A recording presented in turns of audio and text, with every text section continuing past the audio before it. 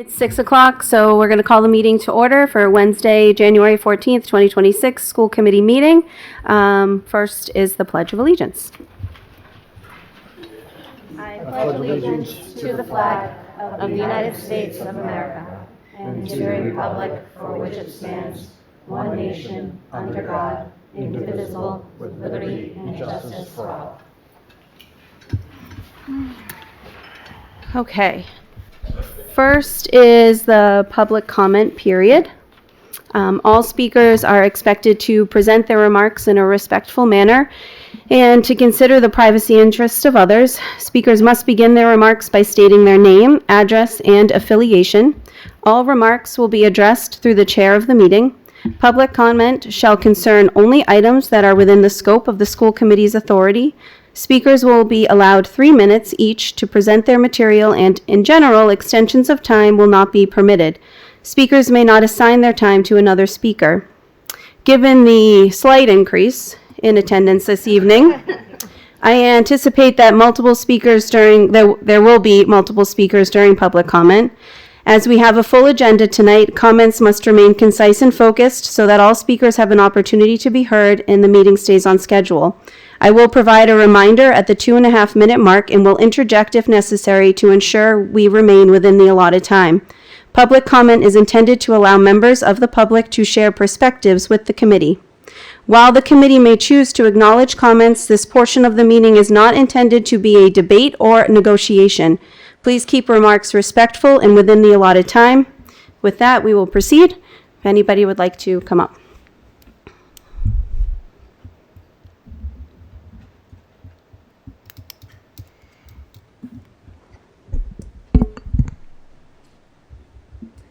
Hi, my name is Donna Dolak. I live at 104 Newcomb Street in Norton.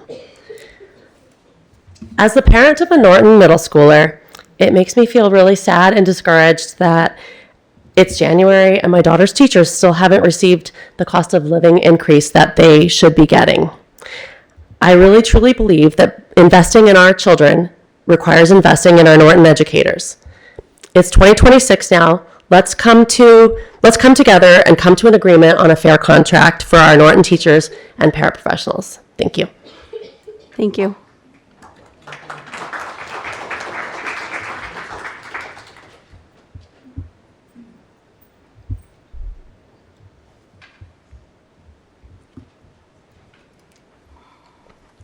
Hello, my name is Lauren McCauley. I live at 2 School Street in Lincoln, Rhode Island, and I am a teacher in Norton Public Schools.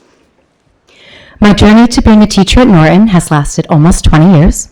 I took a circuitous route here, and I can truly say that I am thankful to have ended up in a district with wonderful, kind, dedicated, and talented teachers. I currently work as a classroom teacher and special educator in the Little Lancers program, and my team always goes above and beyond for our students. However, despite the fact that I currently hold a bachelor's from Connecticut College in Anthropology, a master's from Brown University in Teaching, am certified in both Rhode Island and Massachusetts, have completed an additional 15 graduate credits in the past 2 years that I've been working in Norton, and hold a sheltered immersion certificate, my pay just covers my expenses. This is a clear example of how woefully underpaid educators are in general, and in Norton in specific. Surrounding districts with similar populations offer their teachers much more competitive pay. While I know that Norton has financial challenges, the facts remain that we fund what we value. And at the moment, I question what we value in Norton. Over the past several years, I have spent thousands of dollars making sure that my classrooms were fully equipped. I am not alone in this. My colleagues also endlessly dip into their pockets to supplement the supplies in their classrooms. We purchase materials for sensory bins, fake snow, books, stuffed animals, seasonal items, Play-Doh, the list goes on. Additionally, not only do we provide physical materials, the job we do every day takes a steep emotional toll on all teachers. We care deeply about our students and would do anything to help them grow and flourish. This is why I become so frustrated when I hear coworkers tell me that their health insurance premiums have increased so much over 1 year that they actually take on less money today than they did last year. why I become so frustrated when I hear about all the work the negotiation committee has done and see the lack of progress that has been made in securing an equitable contract. I know that every story has two sides. I wouldn't be much of a teacher if I didn't know that. But from my vantage point, I truly do not understand why our very modest requests cannot be met. While I know that there may be a perception that teachers do not work outside of their contracted hours, I can tell you with complete certainty that is not true for the vast majority of teachers. I personally spend hours and hours beyond contracted time lesson planning, communicating with parents, writing report cards, gathering materials, and working my very hardest to serve my students. All of this while feeling undervalued and underpaid. I ask you, if your job required you to work hours and hours of unpaid time and then refused to offer compensation that matched market value, kept up with inflation, and provided you with a material sense that you were valued and respected, would you stay? Excuse me, you're at 3 minutes, sorry. Just wanted to let you know. Can I say one more comment? I'm almost done. Sure. Thank you. In education, we say that behavior is communication. I wonder, what do you suppose the behavior of our school board is communicating to our teachers?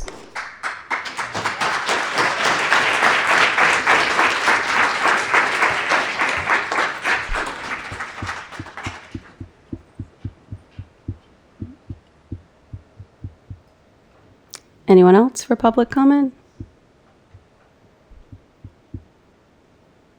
No? Okay. Anybody from the committee? All good. Okay. All right, we're going to move on to the next agenda item. It's to vote to approve the minutes of the December 10th, 2025 open session meeting. Did everybody have a chance to look at them? Yes. Okay. And I'll entertain a motion to approve the minutes of December 10th, 2025 open session meeting. So moved. Second. Okay, all those in favor? Aye. Laura, you would have to abstain, right? Because you weren't, Oh, that's right. right. Yeah, abstain.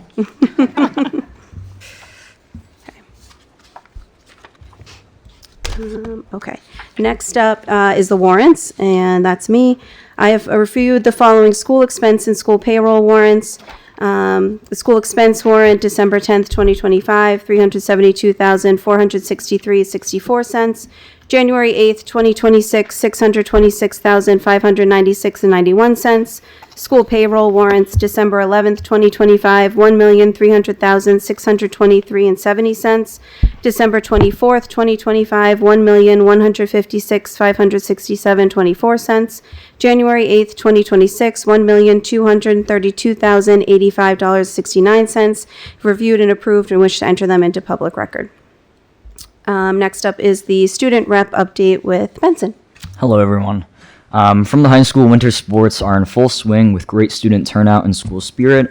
Our DECA chapter once again had a record-breaking competition in Hyannis this past week with nearly 100 students participating, 62 finalists, and 67 medalists. Congratulations to the students and a big thank you to advisors Bobby Portway, Jen Skoranek, and Rachel Pilot. Mid-year assessments will take place next week as we reach the halfway point of the school year.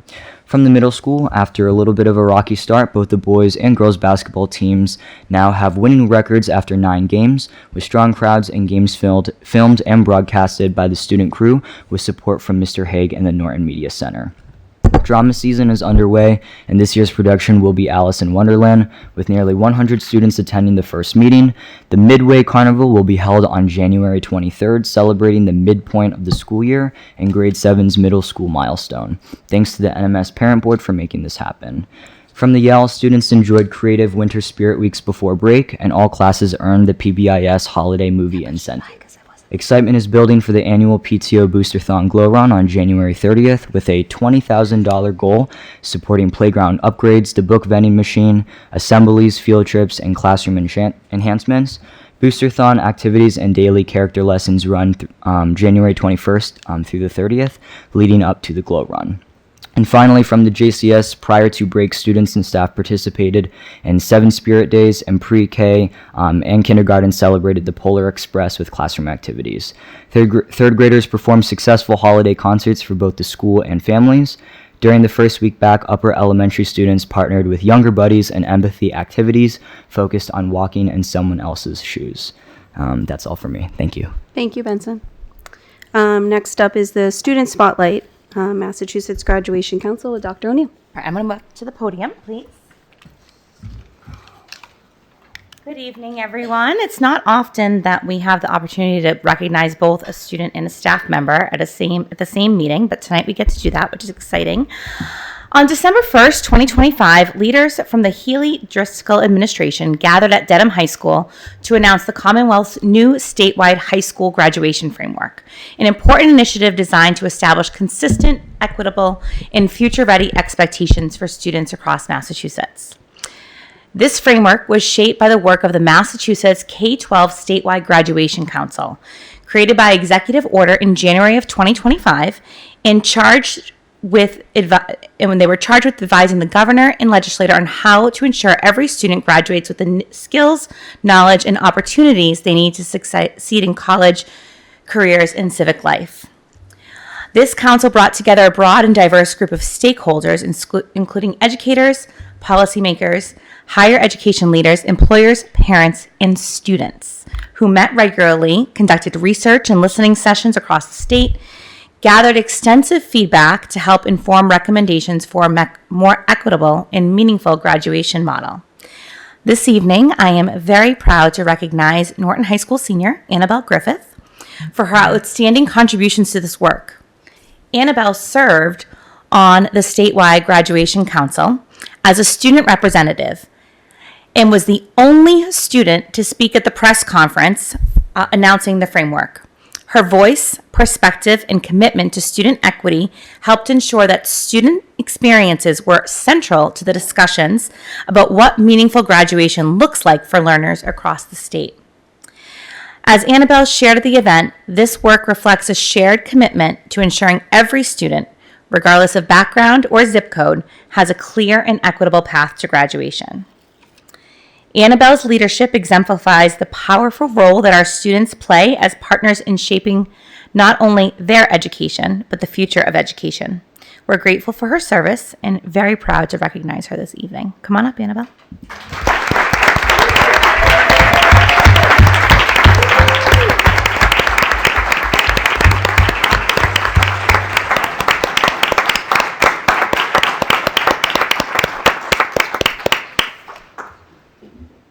Mom and Dad, come on up.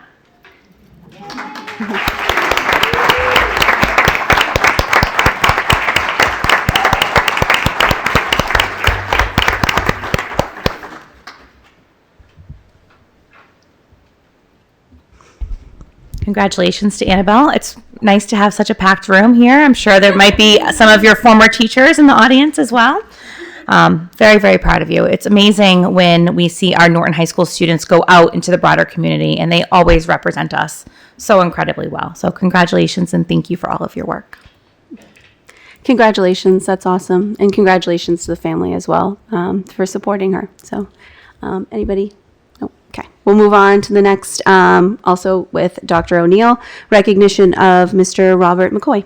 Okay. So tonight, I also have the honor of recognizing Norton High School social studies teacher, Mr. Rob McCoy, for being named to the 2025 Wasabi Fenway Bowl Honor Roll, a program that highlights educators and school staff across New England who make meaningful contributions to their students and communities.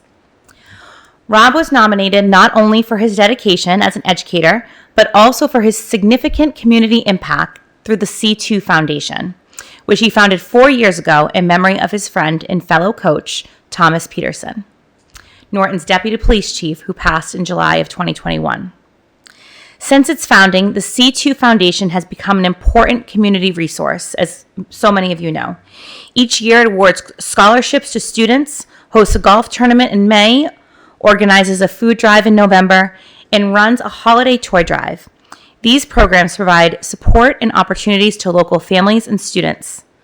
The toy drive alone has supported over 500 families since it began, reflecting Rob's commitment to the community beyond his work in the classroom. Rob's selection for the Wasabi Fenway Bowl Honor Roll acknowledges both his professional contributions as an educator and his broader impact in the community of Norton. On behalf of the school committee and the district, we'd like to congratulate Rob on this recognition and thank him for his dedication to our students and community.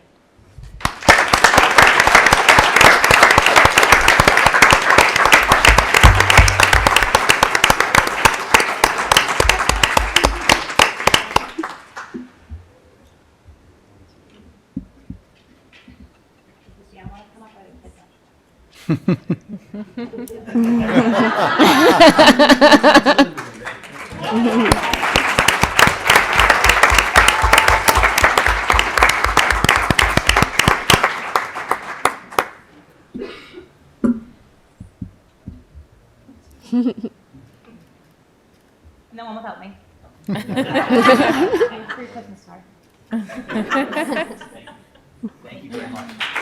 Thank you.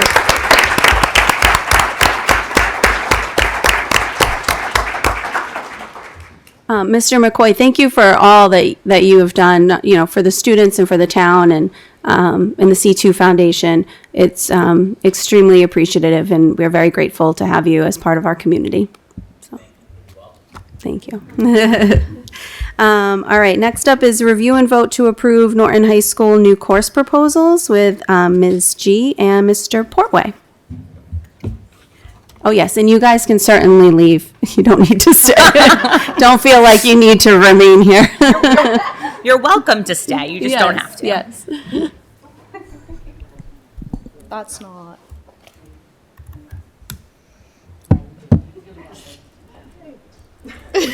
Sorry. That's okay. All right. So this is my new course proposal. It's called Internship Intro to Special Education and Human Services. So I'm Allison, also known as Miss G by many. I am one of the Step Up teachers at Norton High School. I'm one of the Best Buddies advisors with Mr. Portway, and I am the Unified Sport Booster Club teacher liaison. So where did this idea come from? I was very fortunate to go to the Unified Champion School Conference with Mr. Flanagan, and we heard a teacher from Case High School in Swansea present about their course that they have there, and we were instantly very interested. So I actually had the chance to go over to Case High School, observe their version of this course, and adapt it to our community and how we think it'll fit at Norton High School.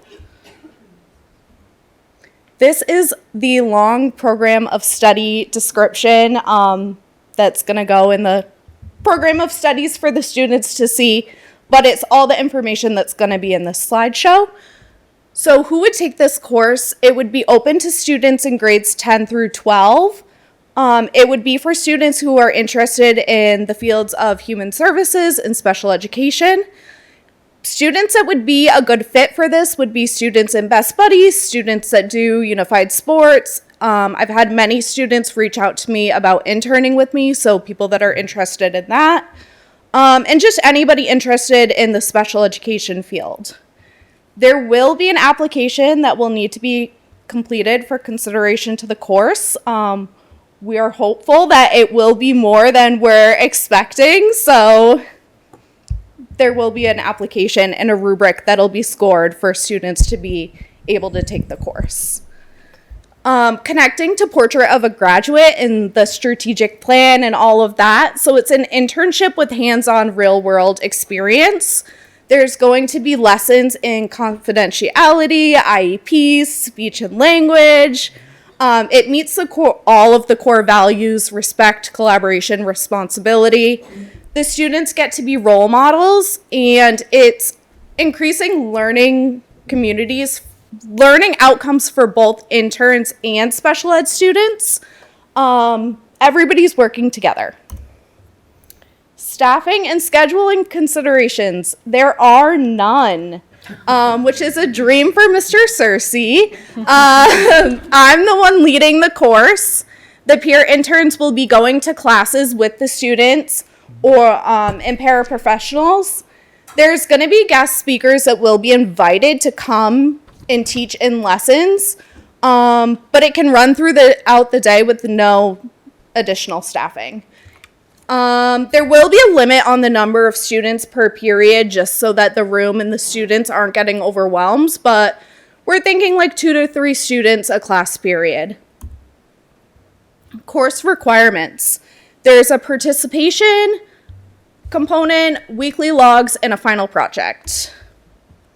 With participation, it's expected that the students are present to be able to go with the students to their classes and help them out.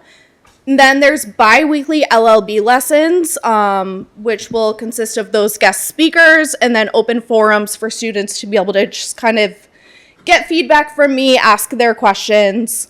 They're going to be assisting students either in the special ed room or in an inclusion class. They'll help take notes, they'll help complete classwork, they'll be a role model for the students. Weekly logs, they'll have to fill out a weekly log on Google Form. These are some sample questions of things that students can answer on those weekly logs, just what went well, what do you need help with, do you need any recommendations?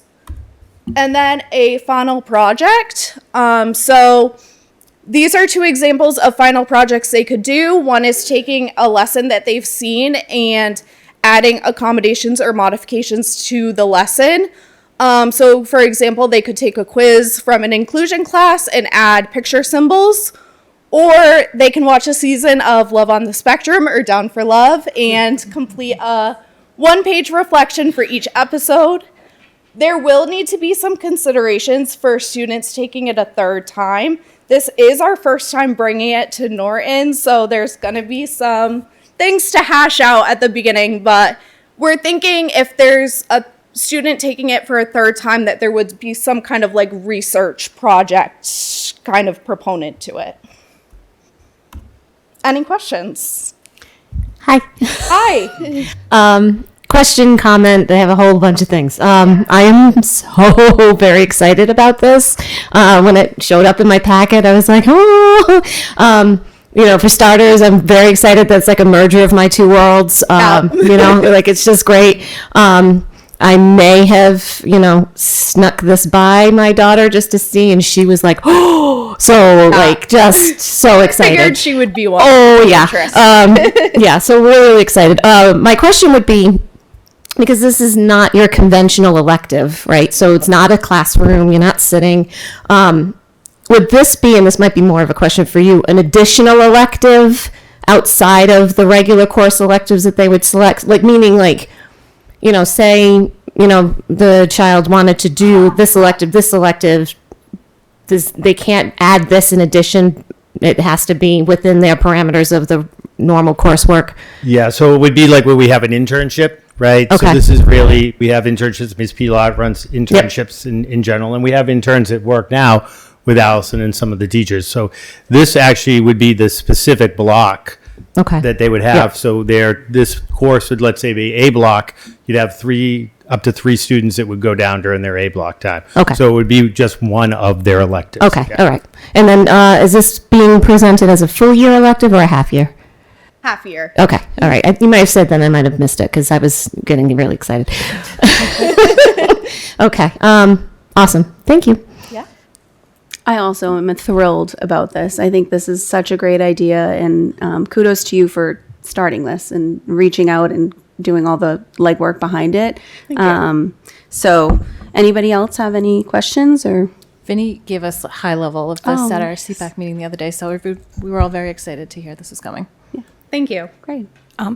I think this is an incredible idea. I love the sense of independence and partnership that I think it's going to bring to your program when students are working with their peers and being able to have them in their classes instead of having another adult. I think I'm really excited to see how this goes and how it works. And kudos to you. And I'm sure you had a lot of, the Best Buddies kids talking about something else. And so it's really exciting. So thank you, Allison. Thank you. Do we do one at a time? Yes, we should. Okay, all right. So I'll entertain a motion to approve I just put it away. The new course proposal for internship Intro to Special Education and Human Services. So moved. Second. All those in favor? Aye. Aye. Thank you. Okay, Mr. Portway? All right, hello. Thanks for such a big audience. I'm really excited today to present AP Business with Personal Finance to all of you. So I'll tell you a little bit about the background of it, what it will look like at Norton High School, and then answer any questions that we have. So this course has been tested out in the world for the past few years, and next year will be the first official year of launch across the country. And we're really excited, hoping that Norton High School will be at the forefront of this initiative in providing these exciting, innovative opportunities for our students. So some of the rationale behind why we think this is the perfect time to bring it to Norton High School is that it'll bring our students real-world and career-oriented opportunities. And our current course registration data proves that our students are seeking these advanced and rigorous opportunities that are directly tied to careers. So whether that's in the business department or computer science department or anything else that connects directly to careers, we're seeing a big increase in those numbers. And so this is the perfect opportunity to kind of capitalize on that. Countrywide, business is the current largest and most popular major. And so this course will hopefully provide students with the opportunity to actually earn college credit in an introductory level business course before they even get to college, which is awesome. And then, as indicated earlier by our awesome senior, the new Massachusetts graduation framework priorities just came out, and financial literacy education is part of that. And so we're excited for more guidance as that comes along, but there's a good chance that this course will actually fulfill any potential future requirements in that area. So what will this look like at Norton High School? This will be a full year course offered to grades 11 and 12. This will serve as a capstone experience. And so as part of preparing for this course, we analyzed over 20 program of studies from all the area schools. And we are extremely proud of the fact that our department offers way more options than other schools. In terms of all these different career paths, and we really give students the opportunity to try different things out before kind of deciding what are they going to do after high school. And so this will serve as a capstone experience, meaning students throughout their high school career might decide, you know, business is for me and I'm going to go forward with this, and this will kind of serve as that ending piece. And although it is an AP course, it is also exploratory in nature, and so as you'll see in the next slide, we cover all different business fields. And so, for example, we start off pretty basic with what is business, but then we go into marketing, we go into saving and finance and management and strategy, and we end with a personal finance unit. And so students are going to get a very well-rounded experience in all different business areas. And so that hopefully by the end, if they are still interested in business, they'll have more of a clear direction of kind of which career path or college path they might end up going. This course has a pretty big focus on personal finance. So even though, for example, we are on the marketing unit, there is still personal finance, and that's on the right there. Those topics are intertwined throughout, so that's really exciting. The College Board has released all of the guidelines and frameworks. So for example, in Unit 3, we're looking at income statements. In Unit 2, we're looking at market research, and all these different topics throughout our entire year together. They've released their frameworks with all of the learning objectives and essential knowledge and learning skills that will occur throughout the course. One thing that I'm really excited about, and something that we're already doing in the business department, is that a lot of the learning and curriculum for this course is directly through case studies.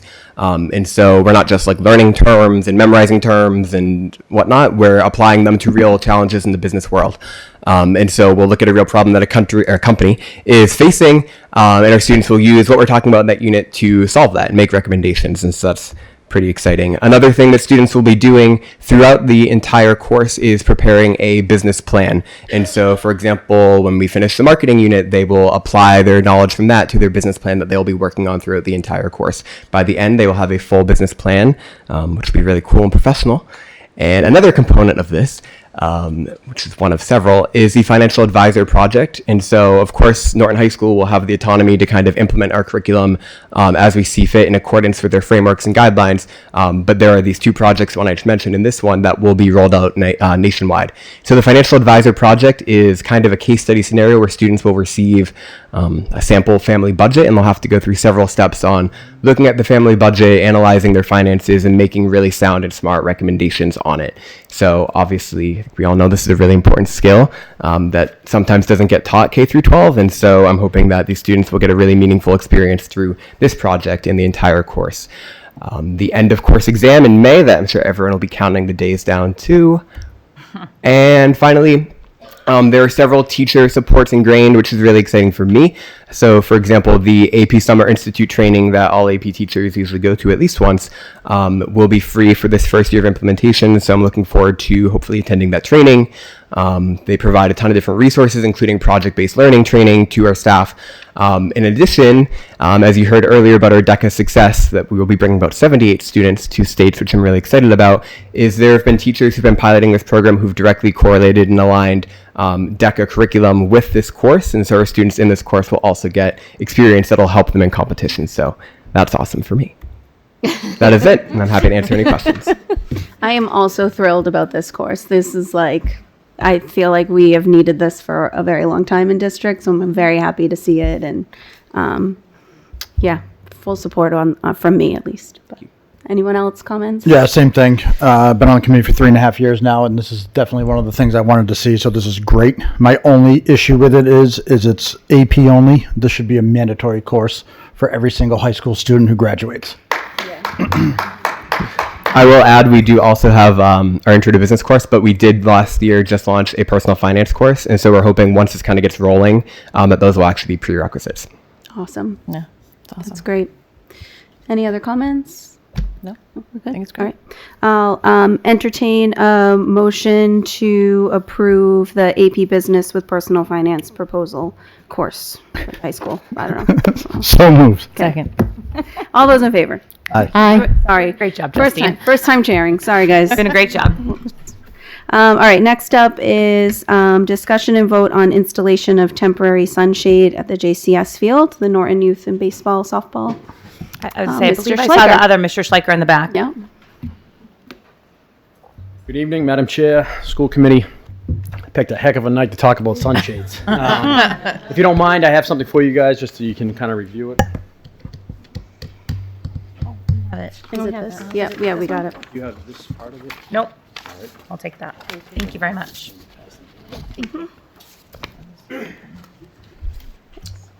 My name is Kevin Schleicher. I'm here to represent the Norton Youth Baseball and Softball program. I am currently on the board. So, can someone flip the, is there a, There's I have to do it from here? Oh. Go one more. There we go. So what the problem we're having is at JCS, especially with the girls softball or the dugouts, really consistent with summer ball. When the girls are there, as you can tell, there's no shade there whatsoever. And as you can attest to, they roast in the dugout on both sides. So what our proposal would be is to make a temporary structure that we're able to take down in inclement weather, high winds, storms, and also take down come wintertime. So I've already spoken to the building inspector, and the state of Mass has a thing what they call a temporary tent permit, and this is what this would fall under. So it actually wouldn't even be a commercial building permit according to him. So I know it's tough to see. Basically, the small black dots are the fence posts that are existing. We would extend those fence posts up to obviously raise the height of the sunshade, and it would be approximately 10 by 16, and it would cover about 75% of the dugout area for when the girls or the players are sitting in the dugout. We would do it on both sides. It would be tapered from front to back, so angled off the back, and then there would be a drop-down back shade on the thing. Obviously, like to do purple. If we can do it, it would be totally covered by Norton Youth Baseball and Softball. We don't see overall large expense due to the fact that the fence posts there are already set to kind of handle this. And the best part is it's removable by carabiners that would just clip in and they'd be extended. It's tough to see, but the small dashed lines are where the stainless steel eye bolts come off the fence post. And then when we do our field cleanup in October range, we would take it down and then we would set it back up sometime maybe in the late spring. I don't see this something that's going to be up even in the spring due to the fact that for spring ball, it's not really the issue. It's more for all-stars and summer ball. On this, I don't have it on this on the PowerPoint. On the second page of the document you guys have, that's similar to what it is. I'm sure everyone's seen them at restaurants or whatnot, you know, outside stuff. So, Okay. Any questions or comments? Has this got a run through Wade? Yes. And then how much is it costing the school committee? $0. I believe nothing. Love that. $0. Anybody who has kids in town that's in the district, this is what some of our, the fees go to. We try to make improvements to, Birchall, and I know I don't want to in a soapbox here, but this is what it goes to. I know people are always wondering, what are we doing to improve the fields? These are some of the things that we've heard from parents and whatnot for, feedback. And this is one of our bigger projects that we want to do this spring. Okay. So we do need to vote Yep. to accept the gift. So I'll entertain a motion to approve the installation of a temporary sunshade at the JCS field as presented. So moved. Second. All those in favor? Aye. Aye. I'm going to abstain due to the conflict of interest here. Okay, you're good. Thank you very much. Thank you very much. Okay, next up, award notification and vote to accept Norton Media Center grants. Dr. O'Neill. All right. So in addition to supporting community engagement in the town of Norton by facilitating coverage of local events and providing free access to production studio space, Norton Media also offers discretionary grant funding exclusively for technology-related purchases, and grant applications are reviewed twice a year. Approved applicants receive written notification detailing their selection and the amount awarded. Grant recipients are responsible for using the funds solely for the purpose outlined in their application and must submit a detailed accounting of expenditures along with a follow-up report within 1 year of the grant. This year, we are thrilled to announce that 4 Norton staff members, or actually more than 4, but we received 4 grants from Norton Media Center. The first one was $742 to Mr. Brad Bouchard. I see him in the audience tonight, who is our Norton High School technology engineering teacher, for mini 3D printers and printing materials. $2,000 to Mr. Portway, also here in the audience tonight, for cameras and printers. $3,500 to Miss Jennifer Skoranek, who the Norton business teacher, for a sublimation printer. Is that the one kind that you can print things and put them on cookies? No. No. What's does it make edible ink? I don't know. Yeah, it's like a T-shirts? Okay, well you can't eat those. And then $3,000 to Miss Liz Norcliffe and Kim Zajac, speech and language pathologists, for technology to support special education students in the areas of speech and language development. So extremely grateful. Right now we have Norton Media here kind of running our audio tonight, so thank you to them, and thank you for these very generous gifts to our teachers, and I know that they will all be used well. So the committee just needs to vote to approve the gift.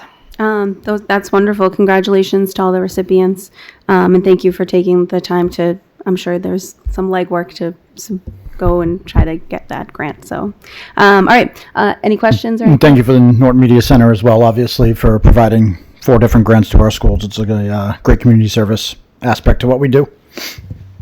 Anything else? No. Okay. Entertain a motion to accept the Norton Media Center grants as presented. So moved. Second. All those in favor? Aye. Aye. I do, sorry. I was laughing at Laura. All right. Next up is review and vote on proposed 2026-27 school calendar. Dr. O'Neill. Okay, so next year is one of those interesting years where Labor Day is very, very late. Basically, the latest it can be, which is on Monday, September 7th. So our typical routine is that staff returns for 2 days prior to Labor Day, and then students return to school on the Tuesday after Labor Day.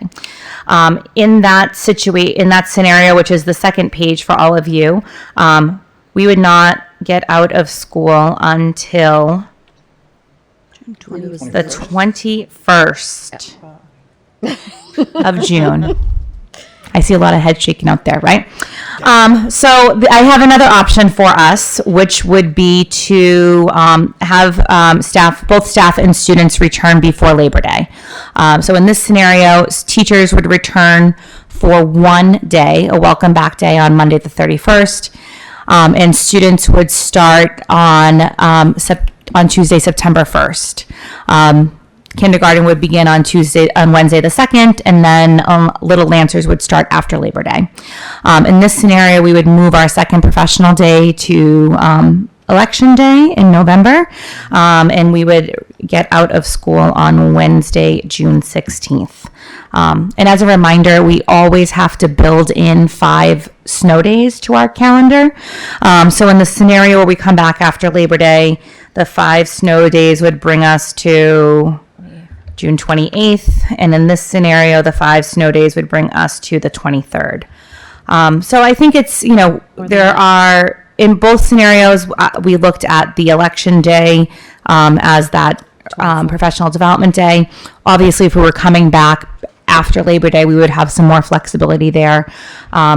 Otherwise, the calendar basically is very similar to what we have in the past. The only other significant difference is during the week of Thanksgiving, we would work on Monday and Tuesday, and we would be off Wednesday, Thursday, Friday for a longer break there. So other than that, happy to make any adjustments that the committee feels is appropriate, or you can take a vote tonight. It's up to you. I'm just going to be a nitpicky Nelly. The 5 days would actually, on the first calendar, be the 24th because the observance of Juneteenth on the 18th. Oh, thank Were to you. Extend. Yep, it's not. Yep, thank you very much. No problem. Laura. That's just the purple's not there because Purple's it's not there. before. We're hoping to not be here that day. My other thing is both calendars. You're planning on doing a full day on the 25th on both calendars? Yes, not a Yes. half. Okay, It's the same on both. just looking for clarification. Thank you, Of course. because I know that's not traditional here. No, that's new this year. Yep.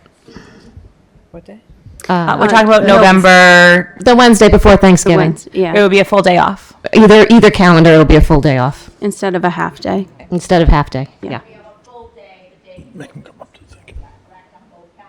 Correct. That is, so that week we have 3 days of school that week, 21, 22, 23. Sorry, if there's any other questions, do you mind just coming up to the microphone because everybody can't hear in the recording and all the things. Sorry. Okay. I really like the calendar. The only question I had was for those families that do Little Lancers, they that come on Wednesday afternoons kind of get the short end of the stick because they don't go a lot of those Wednesdays, obviously. Would it be possible to maybe alternate and do like a couple Thursdays or a Tuesday or? We certainly can take a look at shifting the early release days. The other thing that we can do is switch the times for Little Lancers. So for example, 1 month the AM students wouldn't have school and Little Lancers staff would do their PD in the morning, and then the alternating month we would do it in the afternoon, just to kind of try to make it a little bit more equitable. I'm sure Casey and Maria could sit with the staff and figure out a way to make that work so it's a little bit more equitable. But really, I mean, I think the Wednesdays have been better for professional development than the Fridays, but Yeah. other than that, it's really whatever the committee feels is most appropriate. I also have another nitpicky Nelly question. Sorry. Traditionally, so I know that these are drafts. Who has input on the drafts? I'm just not clear on that. So You do. just us. I didn't know if things were shared with anyone, like in the teacher union, or if there's No. any teacher staff that have input. No. Okay. I think this question would go to Dr. Ackerman. I'm looking at kind of version 2 here, just to kind of keep everyone on the same page. A thing that we've talked about multiple times. We've always heard that half days are obviously not great for families in terms of especially when there's multiple of them kind of in a row or due to exams or conferences or whatever it may be. Obviously, it definitely seems like we've cut down a little bit here, which is good on early release days. However, I kind of see in March, April, May, there would be 4 PD days.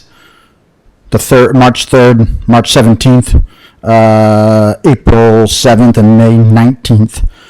Are those all really needed for PD that late in the year? And can you just maybe talk to exactly kind of what happens during those months? Sure. I'll work backwards. So that May Day is traditionally developed to transitional activities. So that's kind of a long-standing tradition, just helping educators prepare students either to go to the next grade or the next school. And then in March and April, you want to try and have what I would call intermediate checkpoints with different things. So, for example, part of what we're doing at the middle and high school is updating those curriculum maps in lieu of the decennial visit for the high school, but also we have new instructional materials. So to be able to provide educators with time for that activity during the day typically is helpful.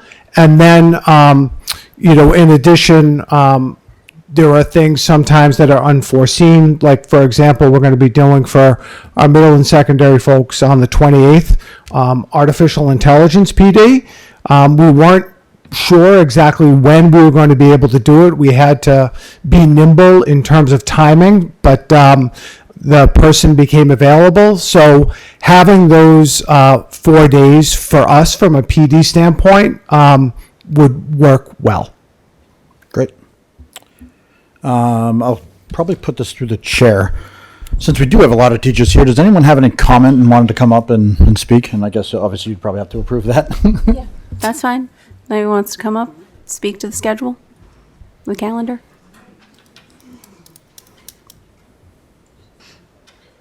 Hi, everyone. Rachel Kearney, North Attleboro, Massachusetts. I will just point out that I'm not sure, but it's, I think, next year or the year after, the high school will be going through the NEASC process. So I get half days are an imposition for families at times, but at least at the high school level, we are really going to need those regular half days because throughout the year, we'll be needing to check in and make sure we're meeting our benchmarks, see if there's things we're falling short on that we need to sort of pick up the pace on. So I totally get from a parent perspective why they can be difficult, but certainly at the high school level, those regular half days are really a necessity, especially when we have things like NEAS coming up. So I don't know if it's this year or next year, but I know it's looming and we're starting to hear rumblings about it, so it's coming. Thank you. Hi, my name is Julie Guarini. I'm 32 years in as a teacher, and I am the opposite. I don't feel like we need all these half days. I do get the purpose of having half days every once in a while, MPD, but for somebody that's been in the profession as long as I have, I don't find that they're always useful, and I don't feel like we always get what we need from that. I think it's better to be in the classroom with students. I feel very strongly about that. I feel like sometimes the half days take away from our time with the students, which is my favorite part of my job. And that's it. Thank you. Thank you very much. Dr. O'Neill, can Do we have one more? oh, sorry. Mrs. Go Costa? ahead. My fault. Hi, Lindsay Costa from Taunton, Massachusetts. I teach at the high school. I had two thoughts. One, I don't know, this is my own personal thought. I don't know how anybody else feels about this. I feel like having the 2 days at the beginning of the year is huge. To just be in the schools without students is huge. Is there a reason that on the, I forget which option it was, Version where one. there was the 2 days that we were there, that we couldn't do 2 teacher days and then 2 student days so that the students are still starting? So the reason we did it that way, Lindsay, was that to kind of build a little bit of momentum before the long weekend, right? So the teacher's contract says that if we do start before Labor Day, we cannot work on the Friday before Labor Day. So if we did Monday, Tuesday, and it also says we can't start earlier than the Monday before Labor Day. Right. So within those constructs, I thought, okay, it would be nice to have the kids for like Tuesday, Wednesday, Thursday, and have 3 days with them before having that long weekend. I personally really like the 2 days at the beginning of the year as well. Like that was something that we changed many, many years ago. I personally really like it too. I'm not really married to anything, but As someone, that was the thought process of like getting 3 days out of the way before the long weekend. yeah. So being from Taunton this year, they did 1 day with the students before the long weekend, which Seems silly. that was very silly. No, but I was like 2 days. 2 days is kind of like you get into a little bit of a routine, then have a break, and then kind of start. And then my other thought with all the half days, probably pre-COVID, we used to have an extra half day at the high school around exam time, and I don't know if that's ever a thought that could come back. Again, we could shift it from like so that it's like equitable, that we're getting all of the half days that everybody else is getting, or if they don't want all the half days, they don't have to have the half days. But that extra day at exams for teachers to like analyze the data of the exams so that we know kind of what we're doing going forward, but also for students, and I don't know if Benson can speak to this, right now we're doing one exam in the morning and then a full day of school. Then the next day we have 2 exams in the morning and then they have to stay for a full day of school. That second day especially, they are exhausted. I know, like I see the kids in the afternoon and they are just like zombies, and it's like, okay, can we just let them go home?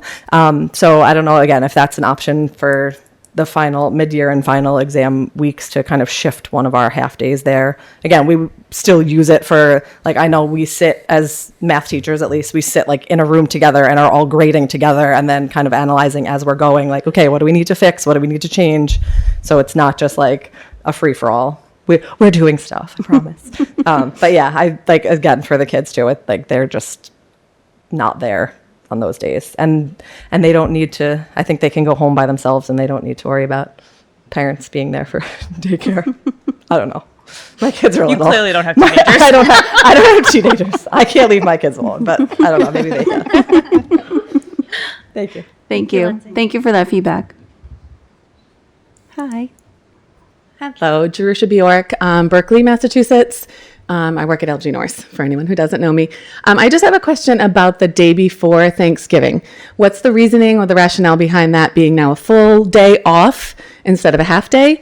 Is it just, I don't know, because we know now it gets tacked on to the end of the year. When it was a half of day, it's counted as a school day, and then, one less day in June. Can anyone explain like what the purpose of that is? It was simply just to give everybody a little bit of a longer break. I know that we have a lot of staff that request that day. We have some attendance issues on that day as well.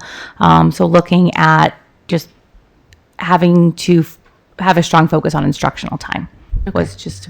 And then the full day on the 23rd. I know for a long time we said that the full day, the 23rd of December, would be a half day if we were in school. If it was a Saturday or Sunday or Christmas was on a Tuesday or whatever, we wouldn't be there. So if we were getting out of school on like the 21st or 20th, obviously it would be a full day. We had kind of had it, and I don't know if it was probably not written anywhere, but a kind of unwritten rule that if we were in school on the 23rd, it would be a half day because a lot of people, Christmas Eve is like a big day for their families and stuff like that. So why is that now a full day? So I think, as you said, it's probably not written anywhere. Right. And so when I was doing the calendar this year, I just said, okay, it's a 3-day week. It's not necessarily, it was just something that I kind of did in passing. But again, the committee has the final vote on the calendar. So we can have that conversation if they're inclined. Okay. Thank you. Thanks. Thank you.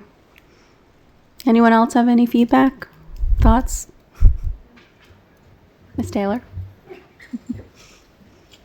Hi, I'm Shannon Taylor. I live in Rehoboth, but I'm a JCS teacher. I think one of the things, like I echo about the PD days. I think, especially as a special education teacher, I work with a grade level, which is great to have time with my grade level team. But like some of the professional development is definitely not targeted to what I'm doing. So I think we've been trying to have these conversations about what that might look like going forward. So just footnote on that one. But I also, when Ms. Gustafson, you asked about like where the feedback came from, I think some of us who have been here for a little while, when changes have happened, parents have gotten an email or like, this is going to be different this year. What do you guys think? So that's some of the sentiment I've been hearing from some people. Is this like, is this just a vote tonight? Is this you see it twice in vote? Because that's sometimes what you guys have to do. You have to talk about it. Then we talk about it. We come back to another meeting. We have another conversation.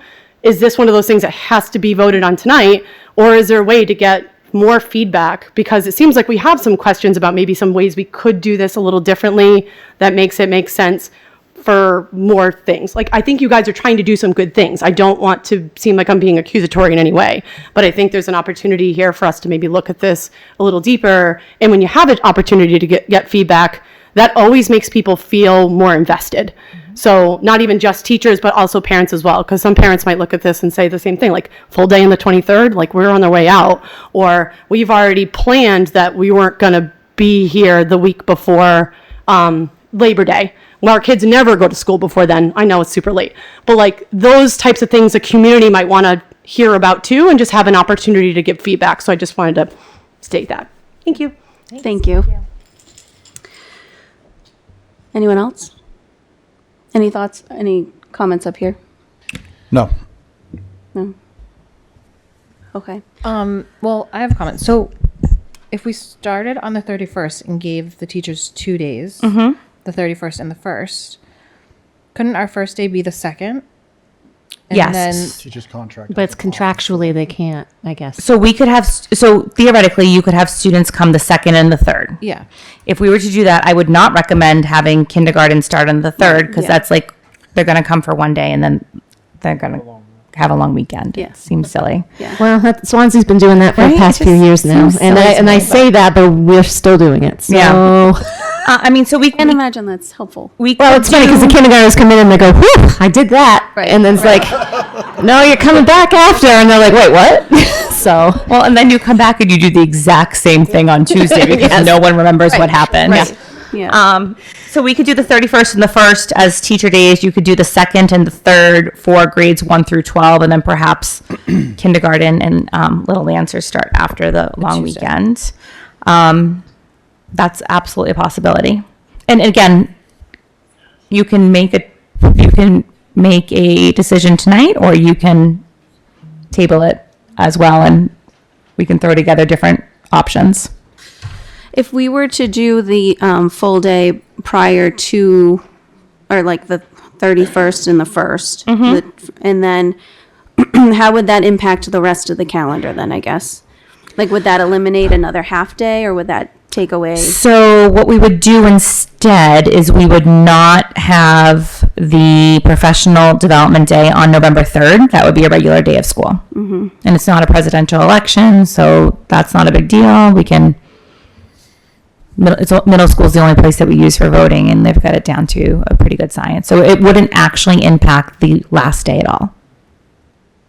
Well, I like that. I would, idea a lot better. yeah. Yeah. I think, from my standpoint, I think I'd kind of like to dive in this to a little bit more, especially kind of hearing from kind of everybody. And not to get bogged down here, but I think like maybe if we go through Dan from the school committee standpoint and then kind of put together something for, it's not like we're in a huge rush right now anyway. And I think, obviously we want to get something out to parents so they can start scheduling summer vacations if they haven't already and all that fun stuff. But I think as long as we can kind of get this by the end of the month, I think would be all right. So maybe that's We can definitely bring it back on the 28th. Yeah. I'm also wondering about, and again, I haven't thought this through at all, so maybe I shouldn't. But just the trade-off of like that full day, the Wednesday before Thanksgiving, off, and then I think that the past couple of years we have been receiving, well, and I speak for my district, the half day before Christmas Eve, but it's just because of where things were falling, and so then you start playing that game. So I don't know if a quick blurb of maybe doing a trade-off of keeping the day before Thanksgiving a half day in exchange for getting the half day the day before Christmas Eve might be more enticing. So, oh wow, hi, thanks. I'm here all week. How did you do that? I don't know. Can I do it again? Hi. Well, I think to Nick's point, so whatever feedback you have, send it to Dan. Yep. Have Dan send it to me, and then we will come back on the 28th. Yeah. Okay. Perfect. Yeah, and sorry, just one more thing. I think one thing to pay attention to too is that June 18th would be Juneteenth observed. Observed, And the yes. last thing we want to be doing is coming back for that one Monday Yeah. when everyone's trying to get out of here as well. So If we have a snow day, then correct. that's- But- Yeah, Yeah, the but wiggle room is the wiggle room. I mean, you can only do what you can do. You're playing a scary game when you're getting out that late, and you have Juneteenth, and then you have potential for snow days. It's correct. Yeah, yeah. Yeah, absolutely. Okay. So we'll we'll table the calendar for now and come back. We'll revisit on the 28th. Thank Okay. you. All right, next up, MCAS DART data presentation, Dr. Ackerman.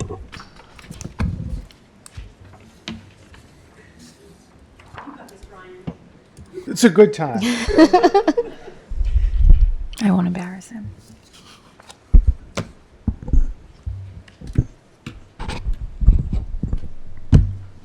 Do you know where it is in the, I can pull my computer up here. Might be further down.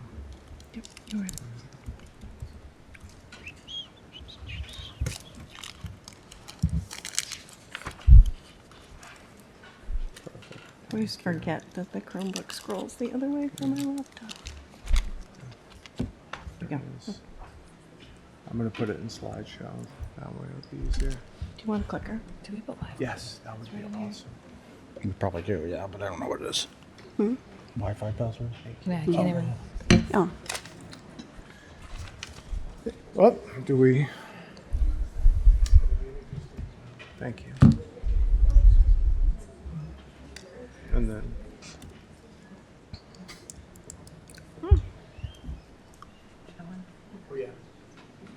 Computer went to sleep. I hope I don't put you to sleep. I don't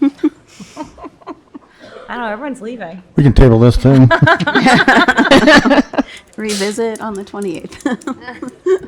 Poor Dr. Ackerman, it's actually his birthday tonight, and he's here presenting to you guys on MCAS DART his data. birthday? Yeah. His birthday? Happy birthday. We should sing. Oh, no, that would really embarrass him.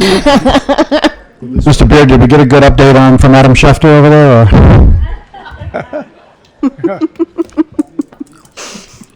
So thank you, everybody. Just to set a little bit of context, tonight we're going to be looking at some data that goes back to 2014, and we'll run through 2025. A couple of years ago, when I first did this presentation, there was a request from the committee to look at other districts, and they're called DART districts, and I'm going to talk a little bit about that and what that looks like. So essentially, we're going to look at grades 3 through 8 in math and ELA. We're also going to look at grade 10 math and ELA. And the DART districts that we compare to, and there's a list of about 12 to 15, but putting them all on one graph would be very confusing. So I selected the state average as well as 5 other commensurate districts. And essentially, DART is what they call the District Accountability and Review Tool. So it's something that we can use as Norton Public Schools to compare our results with other similar schools over a period of time. And the way in which we find those districts that are comparable is they look at the total enrollment, the percentage of English language learners, the proportion of students that are in certain socioeconomic status categories, look at the number of educators within the district, overall district financial numbers, and then achievement. There's a link in the slides for those that are interested in diving deeper into this information. So just to give everybody a little bit of background about MCAS and the state assessments, because it's been somewhat of a long, windy road. It was developed in 1993, and that was the Massachusetts Education Reform Act that drove that. And the first available data on MCAS goes back to 1998. There was, from 1998 to 2016, what they call the first generation. And if you look at some of the literature, some of the scoring, they call this the legacy scale. And you can see the 4 scoring categories: advanced, proficient, needs improvement, and back then they indeed called it failing. In 2017, DESE went to something called the next generation. So any scores that anyone sees from 2017 through 2025 are called the next generation scores. And what you'll see with the scores, they fall into 4 categories: exceeding expectations, meeting expectations, partially meeting, and then not meeting expectations. So there are still 4 categories. It's just the language around them has changed a little bit. In terms of trying to build some context around the legacy versus next, in about 2017 when the switch was made, the standard for proficiency went up significantly. So what you'll see in a number of the charts is you'll see some high numbers and then some decline, but understand this is to some extent an apples to oranges comparison because the metric used to measure proficiency was changed. And that's just something that I think when you look at the table is just important to be mindful of. Additionally, there was no MCAS in 2020. There was a partial MCAS in 2021. There are certain districts for whom, for some reason, you cannot find data for every year. Norton is not one of them. Our data is all available. I think from a context standpoint, Norton Public Schools is not the summary of one test. We have amazing students and wonderful teachers that have worked hard over a long period of time to give local assessments as well. Unfortunately, when MCAS was first rolled out, it was looked at as an absolutist test. You either got it or you didn't, and while it is important, it most certainly is a data point, because I don't want to minimize its importance, but it is one of a larger set of data that helps us talk about student achievement, student performance, and areas for growth. One benefit of MCAS is that the data is considered a common comparison because all students take it, and kind of the last, I think, contextual variable is the ballot initiative from 2024. I think for those that aren't familiar, MCAS was removed by the voters of the Commonwealth as a graduation requirement. One potential outcome of that could be that certain students, when the carrot or stick, as you phrase it, is removed, perhaps the motivation to do as well isn't there. And to be candid, I'm relatively new to Norton. This is my 3rd year. But I also know that meta messaging from a number of different places has somewhat at times been skeptical of MCAS. So those overarching variables can create with folks a perception of importance or lack of importance. I don't think it's one definitive attitude, but it is important just to put out into the public space that there has been some kind of mixed messaging, and that creates sometimes mixed results.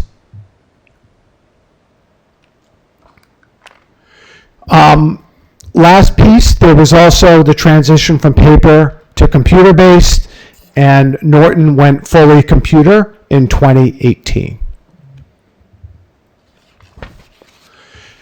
So I hope that everybody can see this. So this is grade 3 starting in 2014, and it runs all the way through 2025. So this is the 11th year.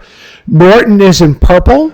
The state is in red. And then the other commensurate towns of Danvers, Belchertown, North Middlesex, and Sandwich are included. A couple of them are commensurate geographically. Sandwich is on the Cape, but through the mechanisms identified by DART, they are considered a DART district for us. So I'll give folks a moment to look at that table and ask any questions.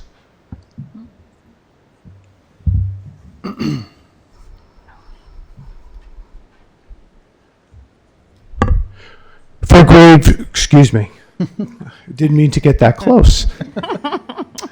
For grade 3 math, again, this is the longitudinal information.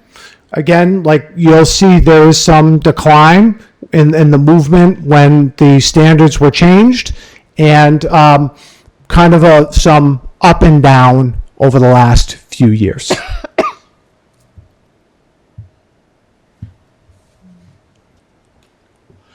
For grade 4 ELA, again, similarly, one thing to note for ELA is that we've had a recent new adoption of instructional materials into reading.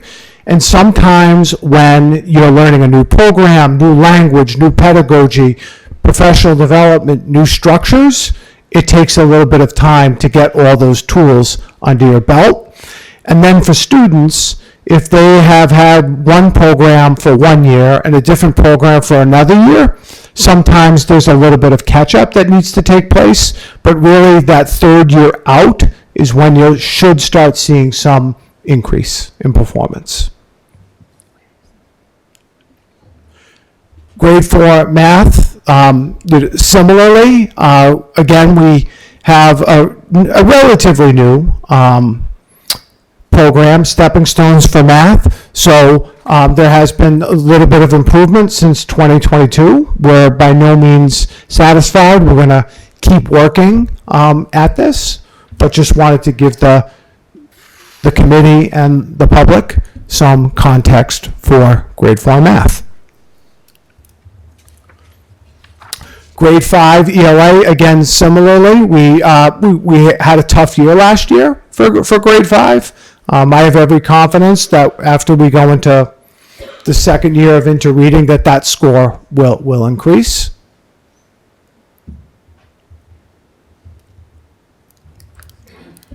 For grade 5 math, again, a little bit of a decline since 2021.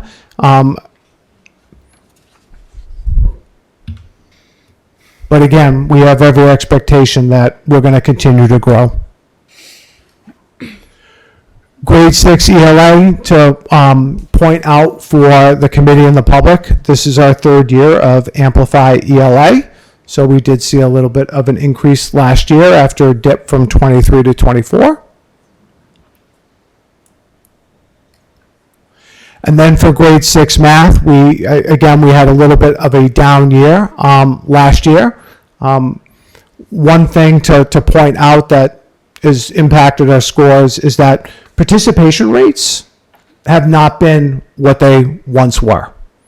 And part of the reason could be from those removal of the graduation requirements, but we did have more opt-outs last year than in either of my previous 2 years in this role. Yeah, actually, Norton Middle School did not meet the participation threshold for the state. 95% participation is the expectation, and we were about 92%. Which is it's challenging, right? Because it Yes. gives you a skewed perception of exactly Correct. what this is looking at. But I think it's important for us to know, and I know that Mr. Hayward has had these conversations with the staff as well. What are the ramifications of that? So this is the first year that we have been told by the Department of Education that we are at risk because of our participation rates. So we had to put together a plan of how we're going to, work with the staff, work with the families to get kids into the building and taking the assessment. One of the biggest challenges is that the Department of Education says there is no opt-out. And I say, great. So what happens when a parent says their child's not going to take the test? And they're like, well, you can't force them. So, I mean, I don't know about you guys, but that doesn't make much sense to me. So while there officially is not an opt-out, the district does not have any, we can't sit the child in front of the test and say you have to take this either. And when you say at risk, you mean pulling of funding? Is that?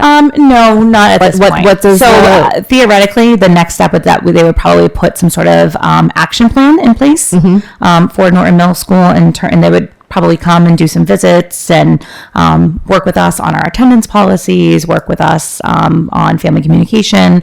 They would probably start there because it's not performance, it's participation. Okay. Yeah. Okay. And again, I'll leave up the grade 7 slide for ELA performance for everybody to look at and ask questions.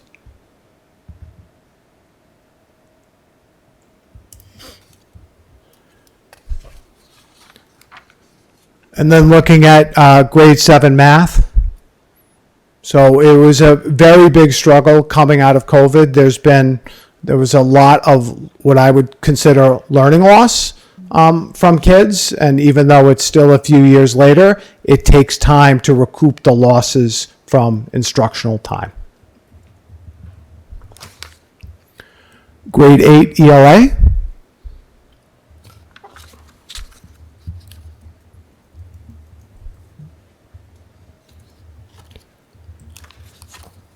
And then grade 8 math.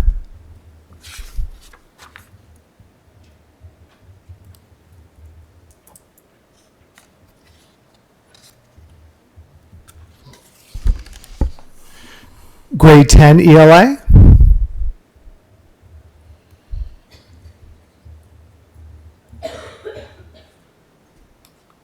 And grade 10 math. So I don't really feel super warm and fuzzy about any of this personally. Looking at this, I looked at it earlier, obviously in the week when Dr. Ackerman turned in his slides. But I think a couple of things that I've noticed as I've been looking at this data. So clearly, in almost every grade level, you can see a dip between 2017 and 2018 where they readjusted the criteria scores. So what that means is ultimately students did not need as high of a score to be rated proficient prior to 2017, 2018. So in a lot of these grids, you see proficiency in the 60, 70, 80, almost 90% range in some of our areas and grade levels. And so seeing those initial dips in 2017, 2018, it's definitely a hard pill to swallow. And then you see a little bit of that, there was no test in 2020. So it looks like the dip between 2019 and 2021 is even more significant than it is because there is no data point in 2020. But a couple grade levels that I think are starting to make some nice progress in terms of an upward slant. If you look at grade 4, both for ELA and math, they're starting to go on an upward trajectory.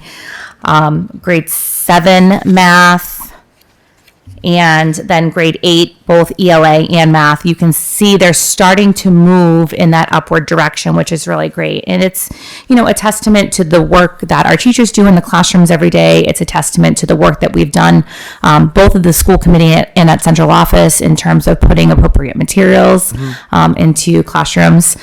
So it's definitely challenging. I think one of the ones that I'm not super surprised about is the grade 10. Once you took away that graduation requirement from students, it's really a non-starter for a lot of kids. And they, everyone knows I have 2 teenagers. My message is always go and do your best because it's not about what your score is on this assessment. It's about you going and making your school proud by doing well. Because ultimately, your superintendent and your teachers and your principals are all sitting around talking about your scores and your data. And if you just mail it in, then you're impacting everybody around you. But I think it's really challenging to look at this. But I did want to mention those couple grade levels where we are starting to see that upward trajectory, and hopefully that the work that we're doing and the work that our teachers are doing in the classrooms continues to move that in the right direction.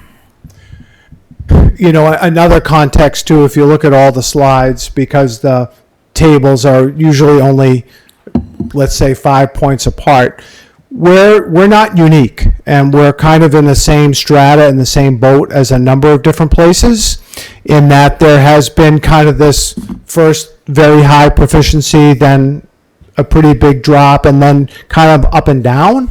So one of the questions that we had, Jen and I were on a superintendent leadership webinar about graduation requirements the other day, and the state is trying to, let's say, offer some feedback or pathways for us, not all of which I think are universally accepted as being favorable. But one of the things that came up was that whole idea of removing it as a graduation requirement makes it very hard for us at the high school level to have messaging for students. And again, it's not an excuse. We want our scores to go up. We don't have, as Jen said, warm and fuzzy. It's just I want to make sure that the full context of the situation is layered into the conversation. So in light of that, what are some of the things we're doing, right? We have the data, we have the information. So we've done a few different things. This past summer and continuing into the fall, we introduced high-impact teacher teams to the district, and really was about the power of educators working together collaboratively in pursuit of IMTSS goals by focusing on what data was important and the students that were right in front of you. Additionally, and this is another factor that overlays this situation, absenteeism in the Commonwealth has been a significant issue, with some groups hovering around 30%. So, for example, students with disabilities over the last 5 years has been about 30%. Students in low socioeconomic groups has been about 30%. So putting that into mind with all of the changes is going to be a little bit of an upward stream, but we do have chronic absenteeism teams at our schools working together to try and increase student attendance, because the best ability is availability. Additionally, at both the middle school and at the high school, we are looking at instructional materials. Senator Feeney was really kind enough to get us a grant this past year. And so some of the folks I think are even here tonight or were here earlier, working together to identify high quality instructional materials, which we think will also support our mission. And just additionally, because our L students tend to struggle on these assessments, we are in a grant partnership with North Attleboro to take our interreading curriculum and to make sure that we embed the WIDA standards. All of our educators have had at least one round of English Language Learner PD, and there's going to be continuing ongoing data work. And then we're going to continue to look at our schedules at each schools to maximize time on learning. And again, I'm on the DESE grant page every day looking for opportunities for us to get additional resources. And as alluded to earlier, these are kind of the ongoing curriculum materials that we have used or are using. I just wanted to open it up if anybody had questions. I just want to echo back to where you started with the acknowledgement that this is a snapshot. This is not an end-all be-all. I am pretty vocal about my feelings about MCAS. If you didn't know, I don't like them. I think that they are something that the state really needs to consider sunsetting, and they need to listen to the voters and their feelings on those things, and pay attention to the drop in participation and the drop in the scores statewide. And I mean, there are reasons for all of that. So looking at this to me is whatever. I don't think that this is any reflection on the students, the district, the teachers, anything at all, and more of a reflection on this test, period. Yeah, I mean, I've said it before. I think getting the DART, what's the other test that we do? STAR, thank you. The STAR testing data as well was helpful, especially this time around. Obviously, we kind of know all of our feelings are probably pretty similar with the MCAS, but I think it's very important that the public and the teachers understand we don't see data.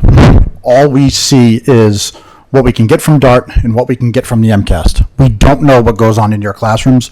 We don't know how these kids are testing. So what happens is when we're trying to make policies and decisions and things, from our standpoint to affect the district, it's really hard to did anything to say, hey, this is exactly what we need to do to get better. So again, I understand. I do think we need to change the mantra that the MCAS that they don't matter, because they do matter. It is still a test. The state simply got rid of the graduation requirement. They didn't get rid of the entire test. I think that's still a fairly common notion that everyone just thinks, oh, these don't matter at all. So again, I think from our standpoint, like, this is the only data we get to see what our students are doing in the classroom. So to us, or I'll speak for myself, to me, this is important, and that's why I reached out about the STAR to kind of see where we're at, with both. Concerning, I'm seeing these things, and I'm a graduate from here. I've been here my entire life. Norton's always been generally average. That's who we are. That's what we are. Our per pupil funding, everything kind of about us, in terms of socioeconomical status, everything along those lines is generally, average for Massachusetts. And those testing data and all that stuff going back has always been kind of in line with state averages. Going through that, you can see we've kind of fallen off a little bit. So I think, ultimately, kind of obviously we've put in new curriculums, to address some of this stuff. Quite frankly, COVID, the whole state went through COVID, that we all had the same problems. Throw that thing right out. So I do think we need to make a little bit bigger of a push from the school committee, superintendent, administration, teachers, parents, community members, that these things still do matter. They do matter when we're looking at data. They do matter when we're trying to compare and contrast and figure out how do we get better in Norton. That's it. Okay. Anybody have anything else?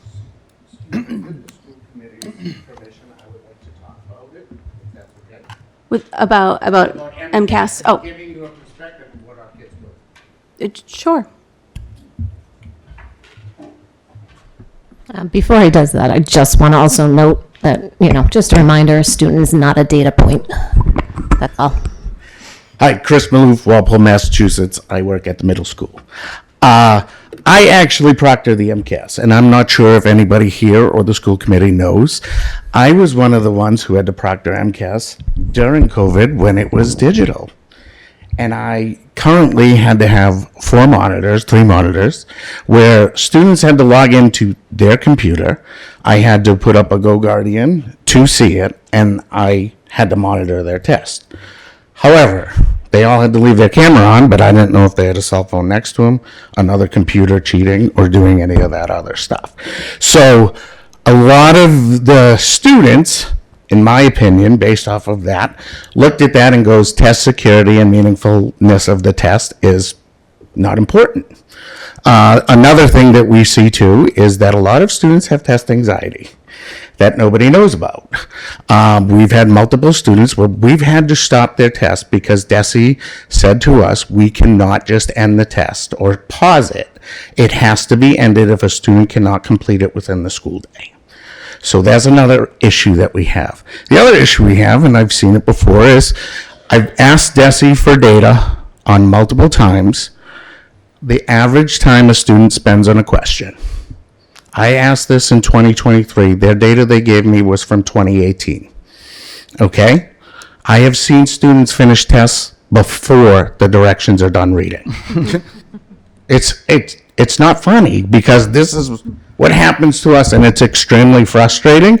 And when DESE, when we talk to them and ask them for reports home to parents, it just says one of those 4 categories. It does not say everything that is about the students and what they're doing.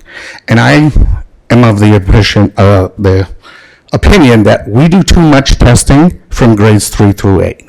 If you think about it, those children are testing each grade every year. 5th grade, they get 3. Now in 8th grade, they get 4. So how much testing are we putting on these kids, and how accurate can that data be? I personally think it's testing fatigue, just from doing it from all the time.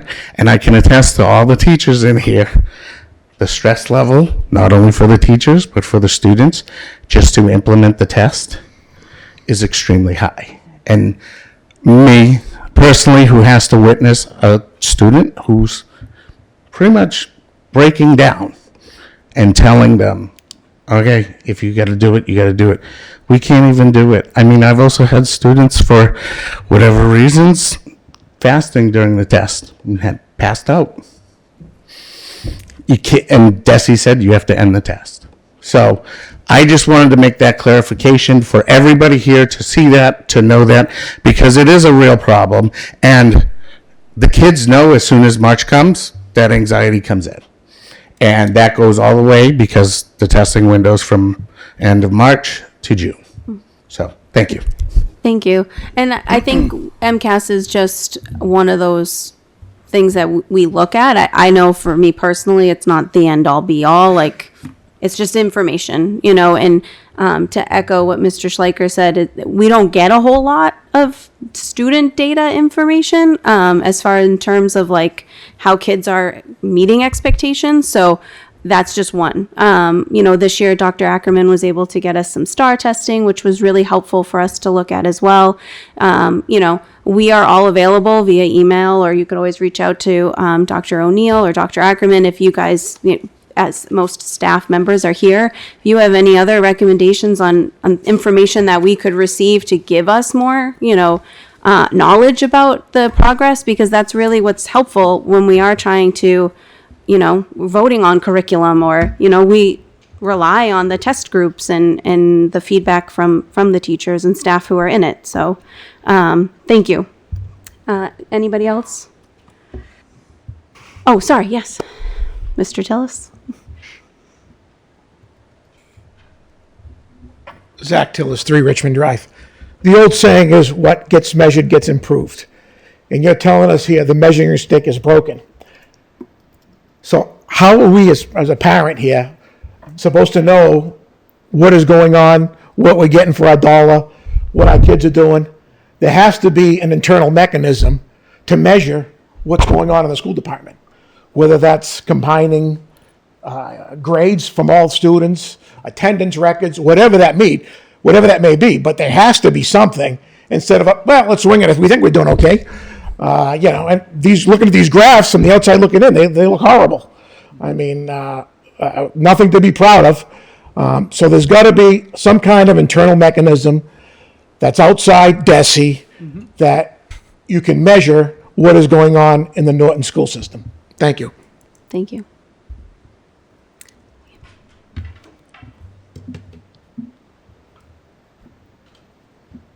Hi, Paula Daniels. I've been on the finance committee with Norton for 7 years. So one of the things that I've seen the pattern are larger class sizes every year and cuts made to the schools. Do you think those things would have an impact on MCAS? I know you're comparing to different towns on the graphs, and I don't know if those towns have had those similar kind of situations with larger class sizes and cuts to the schools. Norton is infamous for doing very well with very little. And unfortunately, we continue to have less and less. So thinking about a few years ago when we cut 29 positions, some of those things that we cut were interventionists and support staff positions. We used to have these great coaches that worked with teachers at the elementary level that sat down and looked at grade level data and helped to bring together intervention groups. All of those positions are no longer exist. And so it's definitely challenging when you're looking at improving instruction. I think Mr. Maloof hit the nail on the head when he was talking about the amount of testing that we do with students. Every day you do have a test, you're missing a day of instruction. We're missing a lot of instruction due to statewide testing. All right, we ready to move on? Okay. All right, last up is other business topics not reasonably anticipated 48 hours in advance. Anyone? I got a quick one just from a public standpoint and kind of, I think, why everybody was here tonight. Just a quick statement here. The reality of living in Norton is this. If you don't live here, you cannot truly grasp the depth of the connections that bind this community. Those of us who are at this table who call Norton home are deeply embedded in its fabric. We know the residents because they're our neighbors. We stand beside them at birthday parties. We cheer for their kids at sporting events. And we share countless moments that make this town what it is. Many of the same people who work in our schools, volunteer in our buildings, and dedicate their time to supporting our students outside the classroom. Speaking personally, after my own children finish their school day, my family spends another 7 hours each week back inside the schools for sports and different activities. We invest countless hours with residents and neighbors, and that's not even counting the other committee members here who also have children in this district. We understand the significance of tonight's events and the stakes of these negotiations. Our deep connections within this community have prepared us for this moment. Everyone sitting here values educators and recognizes the critical role they play in student success. We are on the same team. Disagreements will happen. That's part of the process. What we must do in this room is stop playing us versus them inside our own schools. That mindset is damaging, it's counterproductive, and ultimately it's unfair to our students. The school committee's goal has always been and will always be student success. And we know that achieving student success requires providing Norton teachers with a fair contract. That has been our mission since day one, and we will never waver. The school committee's bargaining team has acted in good faith and is grounded in fiscal responsibility and long-term sustainability of this town. That is what the town residents want from their elected officials. What is tearing at the fabric of Norton is the politically driven influence of the Massachusetts Teachers Association. The MTA representative working along the MTA bargaining team does not live here, does not know Norton, and does not care about Norton beyond what they consider winning. The MTA's priorities are political, pressure, and power, not students. And here's something that most people in this room probably don't know, and I can guarantee you probably 99% at home don't. Likely also don't know. Jessica Wenda-Schubo, the MTA representative assisting our Norton educators, previously worked as president of the Brookline Educators Union. In a 2022 speech at a Labor Notes conference in Chicago, she praised herself for leading by her own admission in a legal strike in Brookline, Massachusetts. She said she convinced teachers in a virtual gated community, quoting, to agree to an illegal strike through the strategy of her words, not mine. Don't pull, agitate, and persuade. I'll read that one more time. Don't pull, agitate, and persuade. She also said unions shouldn't shy away from naming the enemy.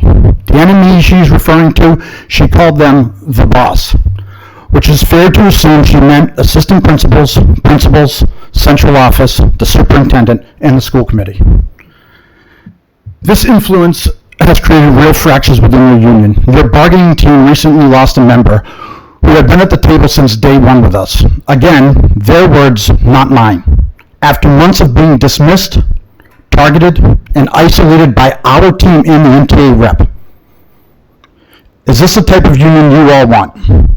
I have personally been approached by many staff members over these negotiations who feel increasingly disconnected from their own MTA leadership throughout this process. Those conversations are both enlightening and alarming. It seems like the loudest voices in the room are not always in the majority. Norton deserves collaboration, honesty, and a shared accountability, not an outside political agenda that divides our community and puts everything ahead of what matters most to our students. On Friday, together, both bargaining teams are going to return to the table. When you leave tonight, I want everyone to ask themselves, what is the goal? Is it to finalize a fair contract for MTA members that can be shared and voted on by its members? Or is it to drag this out indefinitely and win by readying to strike? Will it be a strategy of agitate and persuade, or naming of the enemy, or will it be a mutually agreed upon fair contract that values our educators but doesn't put our district in a financial crisis? That is what we're up here and focused on. So let's stop the delays and deliver. Norton kids deserve actions today, not promises tomorrow. Anyone else? Other business? No? All right. Motion to adjourn. So moved. Second. All those in favor? Aye. Aye.